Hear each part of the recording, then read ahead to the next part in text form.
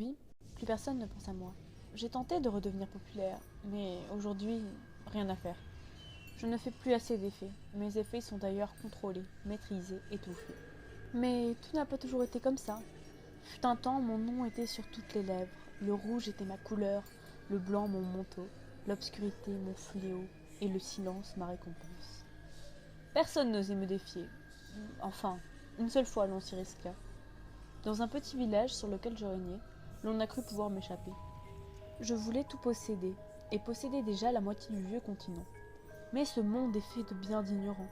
Un prince impétueux, un certain Prospero, était bien décidé à ne jamais me rencontrer. Il emménagea alors dans une ancienne abbaye, où un millier d'invités le suivirent. Une fois chacun d'eux à l'intérieur, l'on ferma les lourdes portes de fer, que l'on souda bien entendu. Le monde hostile fut alors mis à part de la richesse, de l'art, du beau et du vin, me laissant dehors. Le défi qui m'était fait consumait les bougies qui éclairaient les danses des convives. Je me fis distant de ces pauvres fous, un temps, 5 mois. Durant 5 mois, je me contentais des villages autour. Mais je ne cessais d'entendre parler de cette abbaye. Certains maçons en parlaient comme l'endroit le plus étrange et le plus beau qu'il n'ait jamais existé. Tout le lieu était richement orné, mais le plus beau ou le plus remarquable était sans doute les 7 salles. Ces salles représentaient toute l'originalité du prince, son extravagance. Chacune de ces pièces avait un aspect différent.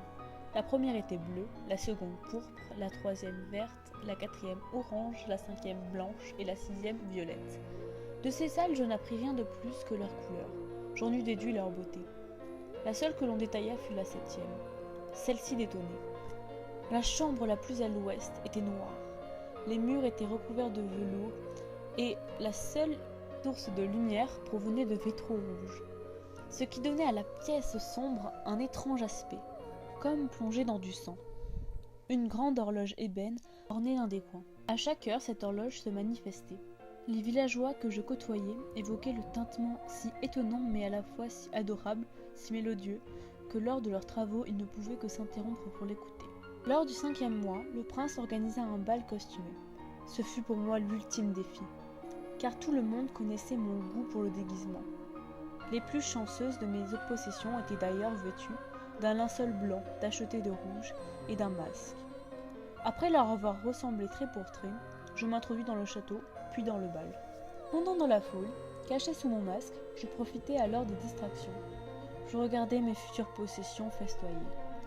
Quand l'horloge retentit, sonnant minuit, je me rendis compte que le son que l'on m'avait vendu, si mélodieux, me crispait au plus haut point. Je devais le faire taire. Je m'orientai d'un pas ferme vers l'enchaînement de cette salle. Quant au 7e retentissement, tous les regards furent sur moi. Peur, doute, horreur se lisèrent alors sur leurs visages. J'aperçus de loin, dans la salle bleue, le prince Prospero. À ma vue, ses traits pâlirent. Je m'approchai de lui quand le 9e coup retentit. Me souvenant de mon but, je me précipitai dans la salle velours. Sur mon chemin, tous les invités se fondèrent dans les murs colorés. Le prince s'élança à ma poursuite. Une fois dans la salle sombre, baignée par le sang des vitraux, j'observa la pendule qui m'intima les secondes. Et quand j'entendis le 12e coup retentir, je sus qu'il était temps de tous les posséder. Je me retournai donc, regardant le prince qui brandissait un poignard. Quand son regard croisa le mien, son arme glissa à terre, son corps tomba raide, mort. Les invités, jusqu'à là restés silencieux, se jetèrent violemment et arrachèrent mon costume. Ils furent déçus de ne pas trouver de forme humaine sous celui-ci. Je pris alors possession de chacun d'eux, et comme toujours, le sang fut mon symbole, les suintements abondants, les douleurs, les vertiges et les taches pourpres sur leur peau laiteuse, mes symptômes. Ils devinrent tous miens, et bientôt, l'horloge s'arrêta, les chandeliers se consumèrent, les gémissements même des plus vigoureux se tairent. Et je me retrouvai encore une fois seul, dans le silence et l'obscurité. Ils croyaient me vaincre, et ils sont tous morts. Voilà ce que l'on gagne à lutter contre moi. La mort rouge. Le masque de la mort rouge de Edgar Allan Poe.